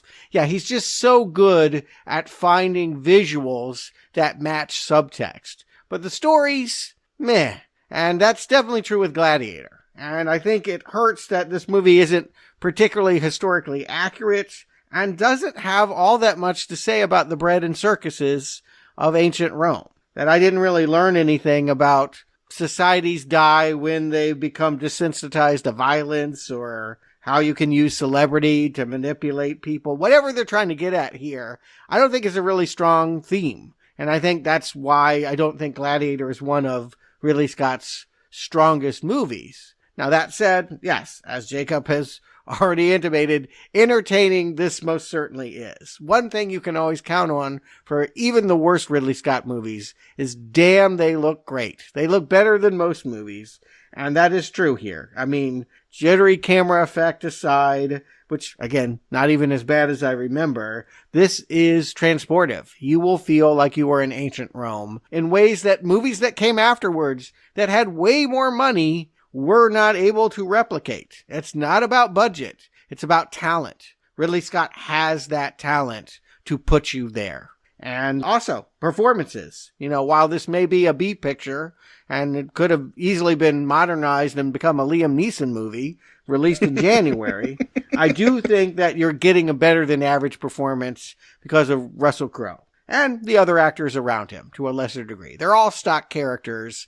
Russell Crowe makes you believe in the cliche. And yeah, it's a corny, superficial film that, I buy into wholeheartedly. When you invest this deeply, as Ridley Scott has and his cast have, I don't think Gladiator is one of the best films of the 2000s, but it certainly is entertaining, and probably, I'll go out on this limb, probably the best Swords and Sandals movie of the last 25 years. I can't think of one I like better, but maybe next week will prove me wrong. Well, I'm glad you both gave this recommends, but I feel like both of your recommends included some backhanded compliments there and some conditions and... Because this was awarded Best Picture. So, yeah, there's going to be some pushback. Yeah, well, I mean, certainly that. But I would also just say this script should have been better. Yeah. And they didn't have it. I mean, by their own admission, the pages kept coming in from 3 different writers, and it feels that way. See, and I don't walk away with those as my feelings, you know? I think that the story isn't the deepest, but I have no problems with how it's told, you know? I'm just going to say, I think this may be Ridley Scott's best film that I've ever seen. I have not seen his entire filmography. There's several films he's done I have no interest in. Then again, I had no interest in Gladiator, and it has won me over. But to me, this is an amazing epic. Better than Alien and Blade Runner. Better than Alien, easily better than Blade Runner. Why? You got to dig deep on that one. Why would it be better than those films? In what way? I feel like there's more heart to Maximus than any of the characters in those other films. Like you said, Alien is a straightforward slasher. Blade Runner is an amazing vision, but I feel like it's at times ponderous. Well, that might be what I like about it, but okay. Yeah. No, you're right, Stuart. With like Alien, it's all about that subtext with the visuals. Like, that makes it so fascinating. Yeah, the feminism and the sexualization, the threat of that all. Yeah, that's the power of it. And it's so deep. This movie doesn't have those themes to expand upon. And yet, I feel like it's got some of the best characters Scott has ever done. And here's the thing is, when I think of classic movie epics, you know, films of sweeping scopes and huge productions, dealing, you know, usually with wars and history, I think of my favorites, Lawrence of Arabia, Apocalypse Now, Seven Samurai, Lord of the Rings, Fellowship of the Ring. I'll put that in there. And now I'm going to put Gladiator in the same breath as those other standout films. I also think Avengers Infinity War deserves there, but that's a different podcast. And my criteria for such film, my personal criteria, is that it's got to be a movie that's incredibly detailed, creates an entire world, an alien world, like, you know, not what's outside our window. It could be a period of history, it could be Middle Earth, it could be a fantasy world, but the film needs to draw you into this world and overwhelm you with its verisimilitude. And Scott is great at that. He does that beautifully in Blade Runner. He does that here too. There's a lot of films that do that. But then, to be a real amazing classic to me, that film also needs to be a good movie. I need a relatable, likable protagonist. I need an enthralling story, and I want it to be entertaining as hell. And that's where Gladiator actually steps above Blade Runner. And finally, I need to be moved by the film. I can't just have a good time. I need to feel something. I need to be invested in the quest. And I am moved by Maximus thanks to the performance of Russell Crowe. I care deeply about his quest for vengeance. And the first time I saw this movie in theaters, I cried at the end. I'd say there's tons of historical epics that are boring as hell. And here Ridley Scott has created an entire world that feels real and yet also feels modern, so it won't alienate 21st century audiences. I'd say Gladiator's a rare epic that entertains, that moves me emotionally, and that delivers on an amazing directorial vision.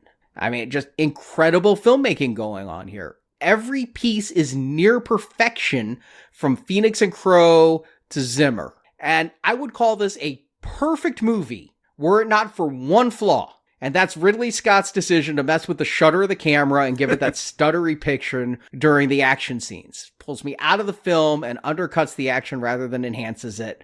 But I've spoken enough on that during the podcast. I'm not going to dwell. This is a great film. It holds up so well. I loved it in 2000. I love it now. A strong, strong recommend for Gladiator. Near perfect is a stunning assessment of this film. I think there's nothing special about this movie other than the conviction of its director and its star. You must be really excited to get a sequel to perfection then, right? Yeah, are you excited about Gladiator 2? Like, what else is there to tell? You know, it's funny because I have been doing some reading, and the sequel was actually going to have Russell Crowe at some point. Russell Crowe hired writers and said, come up with a way to make me not dead. Oh, God. Oh, my gosh. Wow. They wrote a script where they carried his body out of the Coliseum like we see here. No.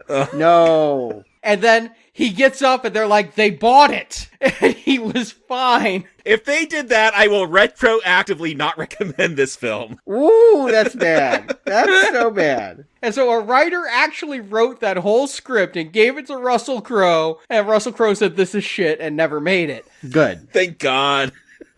I mean, I know they didn't make it, but I'm glad Russell Crowe could see that that's a bad idea. But the thing is, I'm not excited for Gladiator 2 because Russell Crowe is the heart of Gladiator. And so what is Gladiator 2 going to be without Russell Crowe? I'd almost prefer the we're going to undo his death script instead of what we're going to get, which is, oh, this kid from the first movie who had a couple of scenes, oh, that's his bastard son and we're going to focus on it. I mean, I think Maximus's revenge story is pretty cut and dry. That the kid wants revenge for what happened to his father or whatever feels in pacing of the B-movie plotting that we've had. I will say this, Russell Crowe's a good actor, but so is Pedro Pascal, so is Denzel Washington. Denzel, yeah. So is Paul Mescal. They got a great cast. There's no reason to think they can't be as good. Yeah, I don't know Paul Mescal. I've looked him up. I do not know that guy, but I do know Pedro Pascal is very good,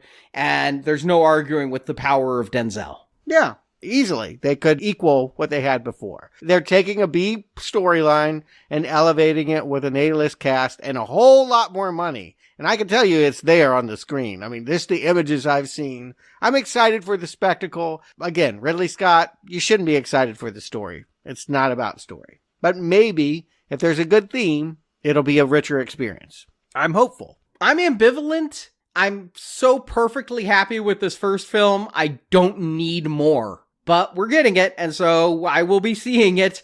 You know, I'm kind of reluctant, like with the first film. I'm not going in excited for Gladiator 2, but I'm hopeful that I can at least enjoy myself. I don't dare hope it comes to the heights of the first one. I guess if you, put the movie as high as you're putting it, then yes, it probably won't be perfect. But if you don't think the first one was perfect, I think they could equal it. All I want to do is be entertained, and it looks like it's got spectacle and good actors. That's enough for me. Can it get the best picture again?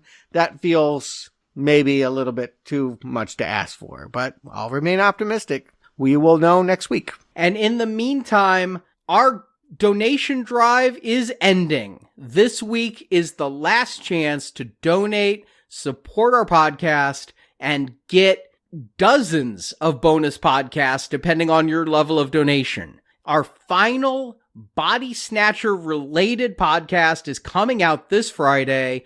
It is a movie from last year, direct to streaming, called No One Will Save You. Yeah, it's got a really unique hook in it. A few movies would try the gimmick that it tries to do.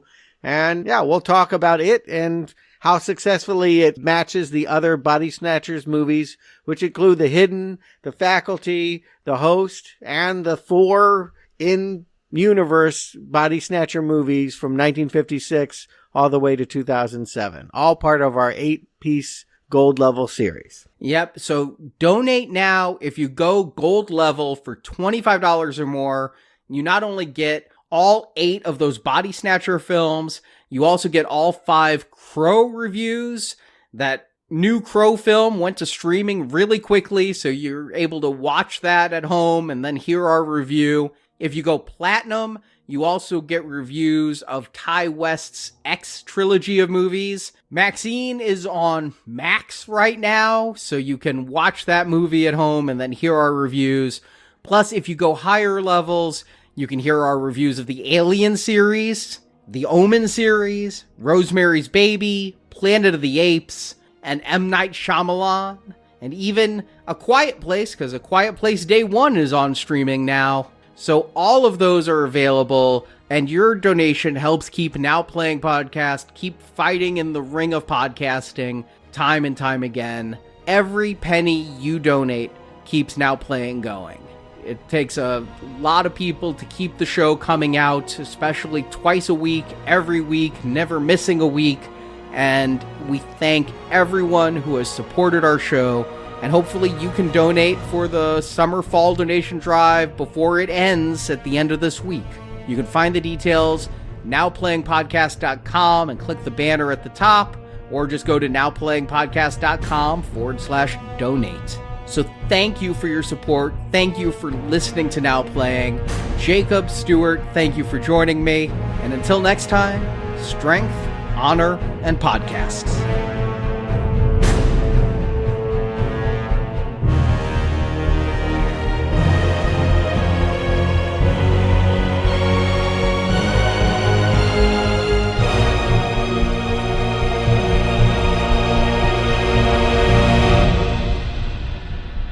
I grew up hearing stories at my grandfather's knee. He used to talk of the dream that was Rome. It was so fragile, you could only whisper it, or it would vanish. So, what was this dream? A Rome where all could live under fair law and be protected. Rome with the Senate. The Rome of hope. Thank you for listening to this Now Playing Podcast movie review. Have you ever seen anything like that before? I didn't know men could build such things. We hope you enjoyed the show. You have proved your valor yet again, Maximus. Help us spread the word about this show by leaving a 5-star review on Stitcher, Podbean, iTunes, or your podcast store of choice. Are you ready to do your duty for Rome?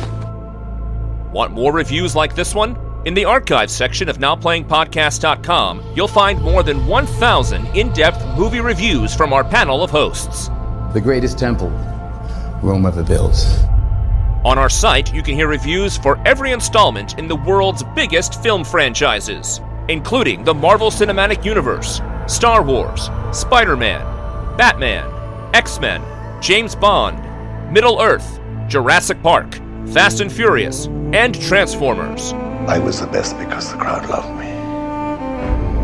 Win the crowd, and you'll win your freedom. And come back to NowPlayingPodcast.com next Tuesday for another all-new movie review podcast. I think you have a talent for survival. Support from listeners like you keeps Now Playing Podcast on the air. And up until now, we have fought for nothing more than another day's survival. You can donate directly by tapping the support button at nowplayingpodcast.com. You can join me and fight for a freedom far beyond these walls. And you can join our crowdfunding campaign for early access to new episodes, exclusive reviews, and bonus reviews, available for a one-time contribution. Rome has so many subjects. She must feed them. Need more Now Playing? Subscribe to our In Focus weekly newsletter for exclusive digital download giveaways, celebrity interviews, behind-the-scenes insights, and more. Sign up through the subscribe page on our website and get it delivered to your inbox every Friday. Won't you accept this great honor that I have offered you?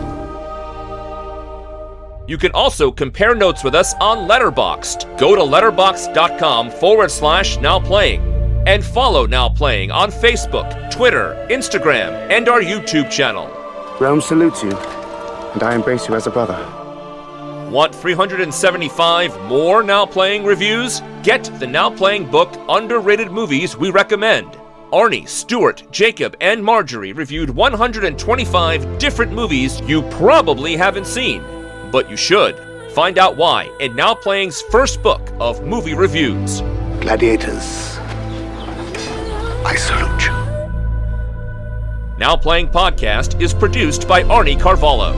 The glory is yours, not mine. I only ask for some respite from war, to spend time with my wife. Associate produced by Jason Latham. How blue is your blood? Perhaps the heart of a Roman beats in that chest. Now Playing is edited by Heath, Santiago, and Arnie. You bought a gladiator, not a slave. Now Playing credits read by Brock. You will be my instrument. I will never be your instrument in this life or the next. The opinions expressed in this podcast are those of the individual hosts and may not reflect the views of Venganza Media Incorporated. My will is my own.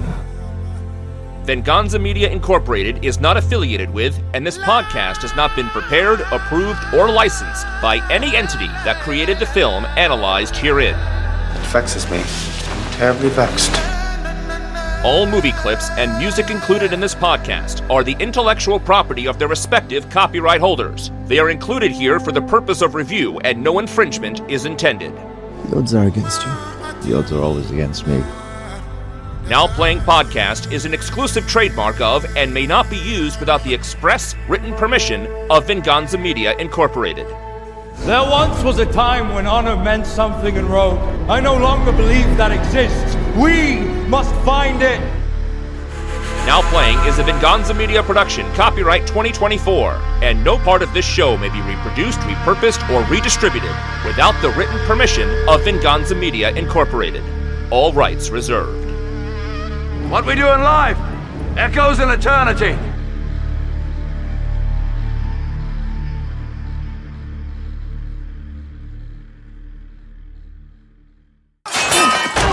I know who that actor is. I've seen him in other movies. I thought I had read about his death years ago. So obviously, middle-aged brain. No, that was Dr. Jacoby from Twin Peaks who died, not Derek Jacoby. Yeah, not what I was thinking, but okay. Thank you.